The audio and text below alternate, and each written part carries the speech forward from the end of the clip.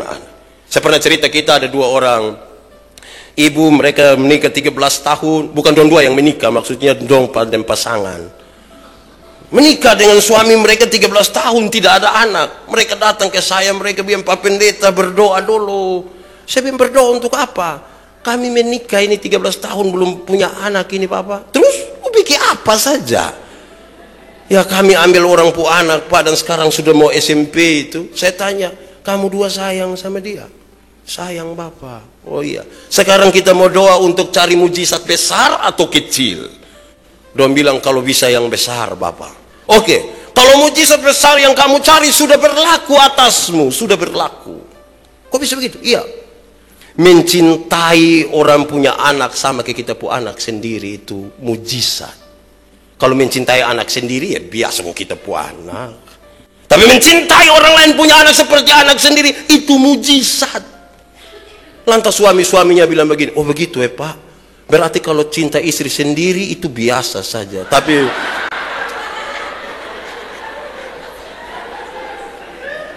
Tapi mencintai istri orang sama ke istri sendiri itu mujizat kok.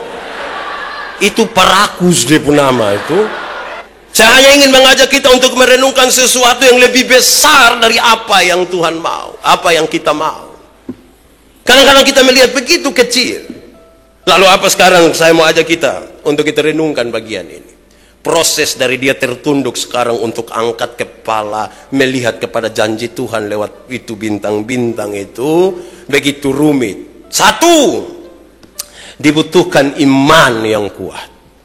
Dia butuh iman di situ. Lebih besar dari sekedar logika dia. Dia butuh iman. Dan kalau bicara tentang iman, kita bicara tentang 2 hal, yaitu iman itu menurut definisinya mengatakan, iman itu tidak melihat tapi percaya. Iman itu tidak melihat tapi percaya.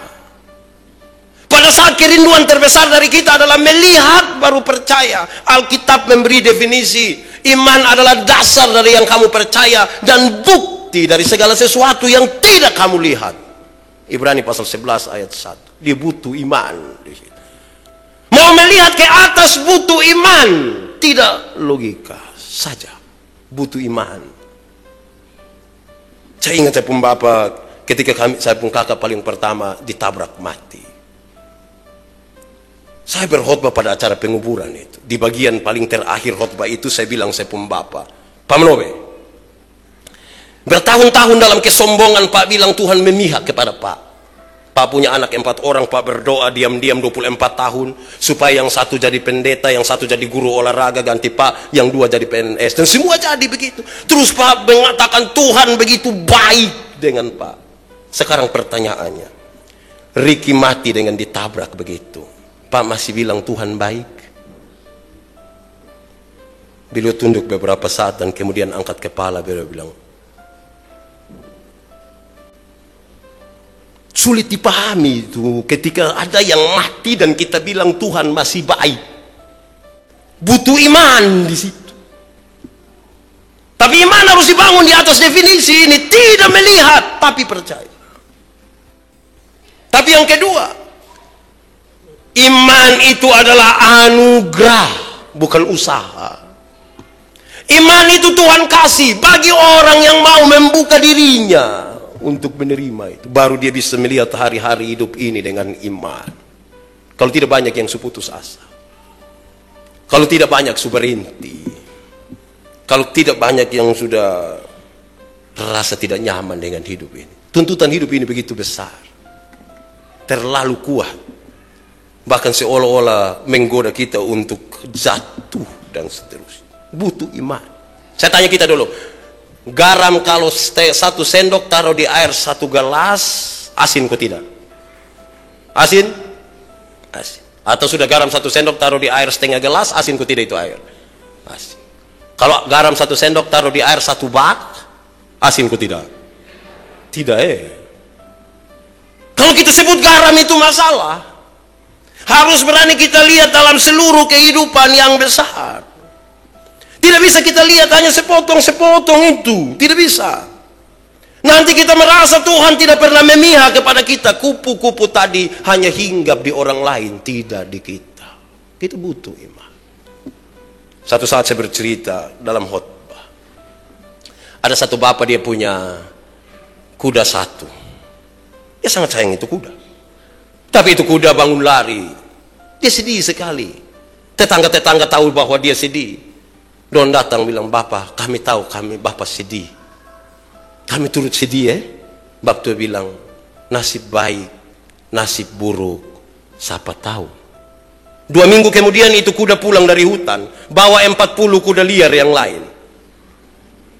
Bapak tua senang. Oh, tetangga-tetangga tadi senang juga don datang. "Bapak, pasti Bapak senang. Kuda pulang bawa 40 ekor. Bapak tua bilang, "Nasib baik, nasib buruk, siapa tahu."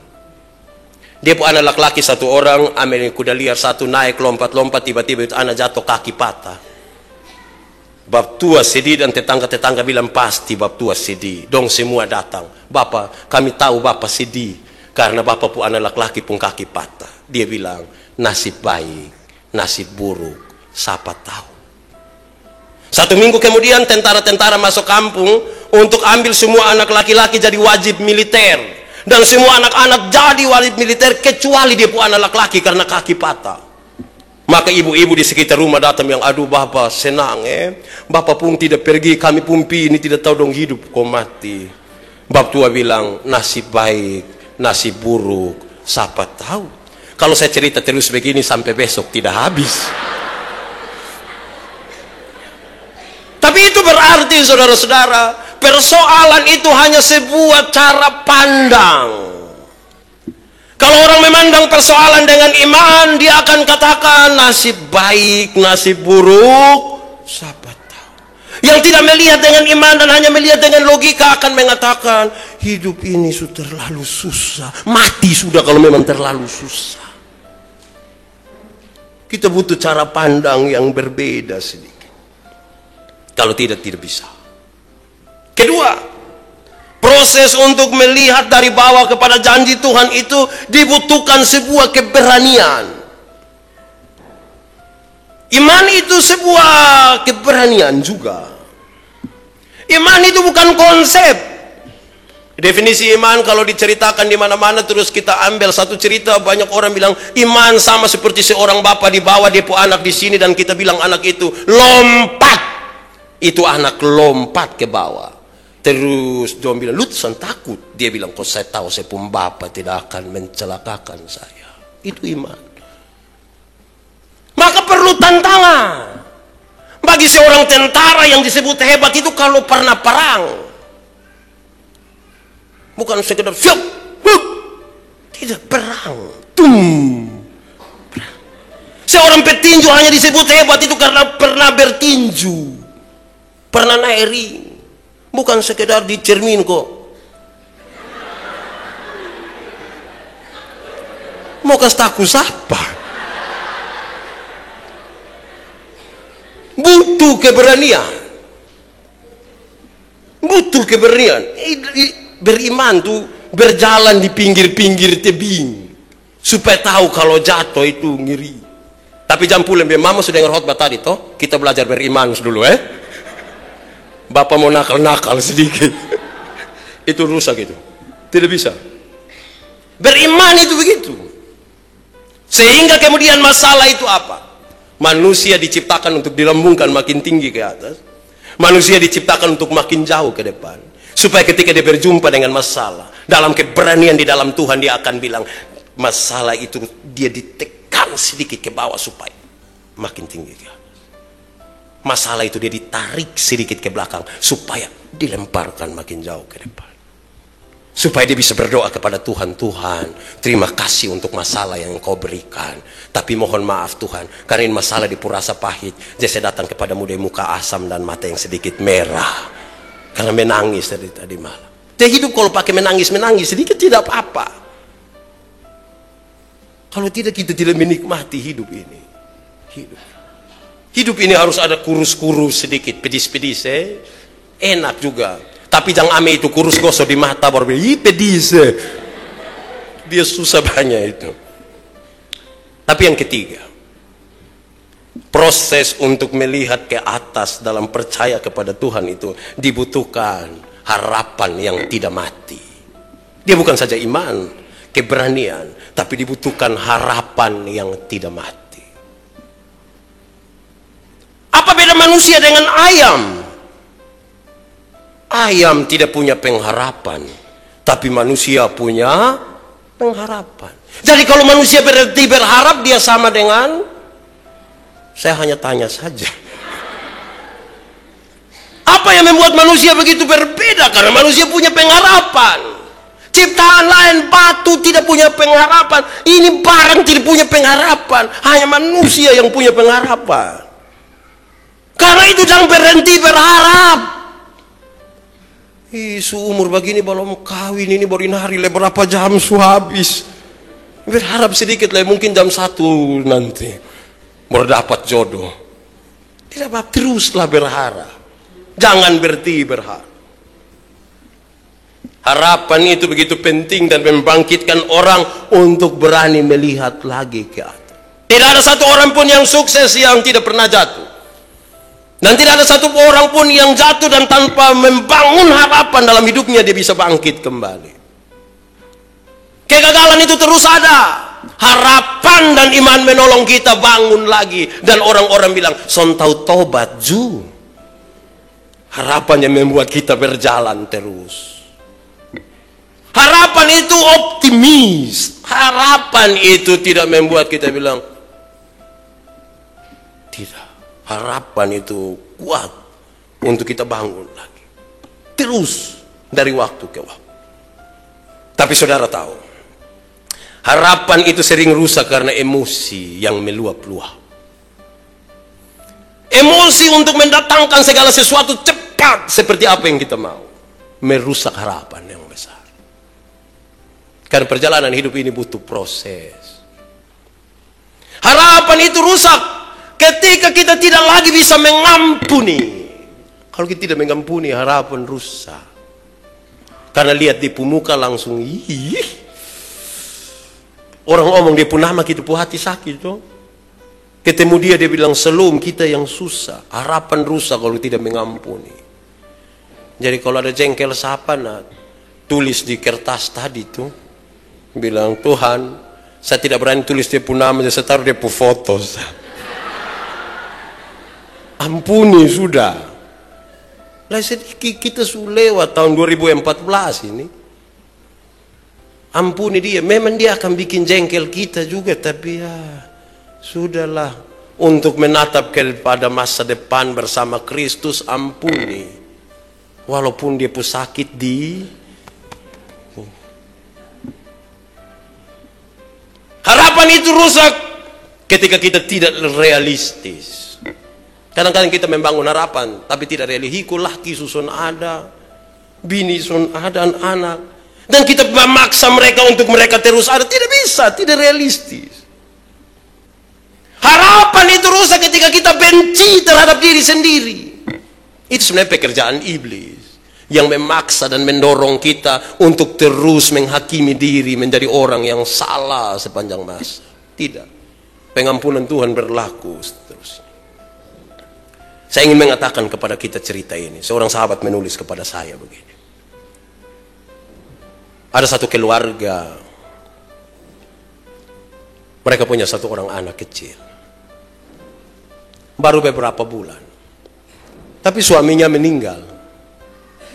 Untuk terus membangun hidup, ibu ini tidak bisa untuk tinggal diam. Dia harus bekerja. Harus bekerja. Tapi anaknya masih kecil. Mereka punya seekor anjing yang paling mereka sayang. Anjing ini pintar sekali. Bahkan, kalau suruh dia jaga makanan pun dia tidak makan. Sampai kapan disuruh makan. Satu saat karena harus pergi pagi-pagi ke pasar. Anaknya tertidur. Dia berniat meninggalkan anak ini di rumah. Seperti biasa dia suruh anjingnya jaga. Saya tidak tahu dia bicara bagaimana. Tapi itu anjing duduk di samping tempat tidur itu dan jaga. Beberapa jam ibu ini di pasar. Dia pulang. Beberapa meter dari rumah, anjing ini keluar menggebas-gebaskan ekor dan menuju pada ibu ini. Ibu ini kaget sekali. Kenapa? Mulut anjing ini berdarah-darah semuanya. Marah. Pasti sesuatu telah terjadi pada anak ini. Dia ambil kayu. Dia pukul anjing ini. Beberapa kali. Kepalanya berdarah. Jatuh. Mati seketika. Sangat marah. Dia cepat lari ke rumahnya. Dia masuk dalam kamar. Apa yang sesungguhnya terjadi di anak ini? Sampai di dalam kamar dia sangat kaget. Kenapa? Ada seekor ular besar di samping tempat tidur yang mati. Rupa-rupanya anjing tadi menggigit mati ular itu. Ibu ini salah sangka. Dia kira anjing tadi telah memakan anaknya. Tapi anjing itu justru membunuh ular yang hendak memagut anaknya. Dia susah sekali. Karena anjing kesayangan yang bisa dipercaya itu sekarang telah mati. Berkali-kali dia memukul-mukul dadanya, kepalanya, dia menangis, dia berteriak-teriak supaya anjingnya hidup lagi. Tidak bisa. Dan dia sampai pada satu doa. Tuhan, kalau mungkin putar kembali itu waktu beberapa saat saja. Supaya saya tidak mengulangi lagi kesalahan yang sama. Tuhan, putar waktu itu beberapa saat saja. Supaya saya tidak membuat kesalahan ini. Dia berteriak berkali-kali untuk kalimat itu. Dan kalimat itu hanya sebuah kalimat kosong. Karena tidak mungkin terjadi. Waktu tidak mungkin berjalan mundur. Sekarang dia berjalan ke depan. Di akhir tahun ini, saya hanya ingin mengatakan kepada saudara, jangan sampai emosimu yang meluap-luap membuatmu sekali lagi akan berdoa, Tuhan tolong putar waktu itu sedikit ke belakang. Tidak. Mungkin orang yang kamu benci itu dia sudah mati, tapi kebencianmu tetap hidup di dalam hatimu, merusak harapan. Waktu tidak mungkin diputar kembali. Maka kalau ada kesempatan untuk mengampuni dia, sekarang waktunya dia diampuni. Kalau tidak kita menyesal. Kadang-kadang banyak anak tidak suka dengar mereka punya mama bicara kan. Saya pastikan satu saat kamu akan merindukan mama bicara. Ketika dia sudah mati. Ketika dia sudah mati. Manfaatkan waktu sekarang. Sama seperti orang-orang tua. Sangat tidak senang. Mereka marah-marah ketika anak-anaknya ribut-ribut dalam rumah dan buat rusak itu rumah yang rapi. Tapi kan lebih pusing ketika mereka tidak ada kan. Ketika mereka tidak ada. Mereka dirindukan. Jangan tunggu meminta waktu berputar kembali. Tidak mungkin. Sekarang ketika mereka masih ada. Dengan orang-orang terkasih dalam hidupmu. Kalau mereka terlalu tua baru mati, kita akan bilang, Tuhan, terlalu banyak pengalaman bersama mereka. Kita bicara tentang masa lalu mereka. Kalau ada anak-anak usia remaja sampai dewasa, kita bicara tentang masa depan mereka yang belum tercapai. Tapi kalau ada balita di sekitar kita, kita sementara menikmati dan bicara tentang realitas yang ada di antara. Saya hanya mengatakan manfaatkan waktu itu dengan baik. Karena kita tidak tahu kapan. Kita tidak tahu mungkinkah kita bersama-sama. Kita tidak tahu kapan maut itu menjemput kita. Baru tahun lalu dalam 31 Desember kita bersama-sama. Tapi hari ini kita sedih karena mereka tidak ada lagi kan. Baru 1-2 bulan yang lalu kita bersama-sama dan sekarang kita begitu sedih karena Natal kali ini dan tahun baru nanti kita sendiri. Waktu tidak mungkin diputar kembali. Kenapa Tuhan tidak mau waktu itu diputar kembali? Supaya manusia belajar menghargai waktu. Waktu kita sama, satu orang 24 jam. Tapi kapan Tuhan menyambut kita kembali ke tempat di mana harus dia bawa? Dia tidak pernah bilang kepada saya dan saudara. Kita butuh persiapan. Persoalan kita paling besar adalah kebencian kita baik terhadap diri sendiri dan juga terhadap orang lain. Hari ini demi nama Tuhan aku berkata kepadamu, bertobatlah. Waktu kita tidak panjang. Dia anak-anak, mungkin kita kasihi dia, dia mengasihi kita. Dia tidak pernah ada masalah dengan kita. Tapi pertanyaan, berapa lama kita akan bersama-sama dengan dia? Berapa lama? Berapa lama? Mati juga. Dan hubungan itu serius. Saya ingat bapak saya. Ketika saya bilang khotbah itu, beliau tunduk. Kami habis kebaktian, beliau panggil saya. Dia bilang begini, Yandi, saya ikut lu mau. Menurut khotbah tadi. Tapi lu ingat satu hal. Riki itu lu punya kakak, tapi Riki itu saya punya anak. Hubungan itu membentuk sesuatu yang berbeda dalam perjumpaan kita dengan mereka. Ingin saya katakan, anggaplah besok tidak ada lagi. Maka kalau di sampingmu ada ibumu, ada bapamu, ada anak-anakmu, manfaatkan waktu 1-2 menit ini untuk berdoa kepada Tuhan tentang mereka. Besok-besok dong pulang kemana begitu. Kita tidak tahu jalan mereka baik atau tidak. Kita hidup sama-sama sampai besok. Kita tidak tahu apa yang akan terjadi. Anggaplah besok tidak ada lagi. Saya ingin kasih waktu 1-2 menit. Pikirkanlah kembali suamimu, istrimu, anak-anakmu, orang tua.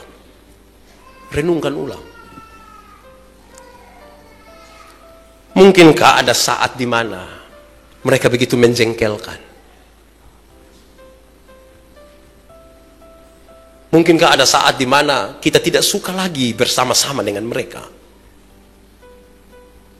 Satu keluarga, seorang istri dan seorang suami, untuk membangun keluarga mereka sepakat. Pak, besok kita bicara tentang semua keburukan masing-masing kita, supaya kita membangun hidup ini dengan baik. Karena besok baru bicara malam ini, silakan menulis semua yang buruk tentang saya. Begitupun saya menulis sebaliknya tentang kamu. Mereka menulis. Besok pagi di meja makan itu ketika mereka duduk, yang suami berikan kesempatan kepada yang ibu, silahkan. Ibu bicara lebih duluan semua yang tidak baik pada saya. Ibu ini menulis semua dan dia mulai menceritakan satu-satu keburukan suaminya. Satu-satu. Setelah selesai diberi kesempatan kepada suami. Dan suaminya dengan meneteskan air mata. Tidak terlihat ada catatan kecil pun di depannya. Dengan meneteskan air mata suaminya mengatakan, Mama begitu sempurna. Mama begitu cantik dan begitu baik sekali. Dan karena itu saya tidak pernah menemukan sedikit pun kesalahan dan keburukan pada Mama. Bahkan, kalau Mama merasa ada kesalahan sekalipun, cinta dan perhatian Mama telah menutupi segala sesuatu yang menyangkut keburukan. Mereka menangis bersama dan berdoa. Terima kasih Tuhan. Mungkin dalam perjalanan rumah tangga kita pernah saling menyalahkan kan. Kita merasa salah pilih mungkin. Anggaplah besok tidak ada lagi. Mari kita renungkan ini. dalam-dalam. Saya rindu berdoa bagi kita. Tapi renungkan baik-baik semua hubungan kita dan anggap hari ini terakhir bagi kita. Biar dia berlalu.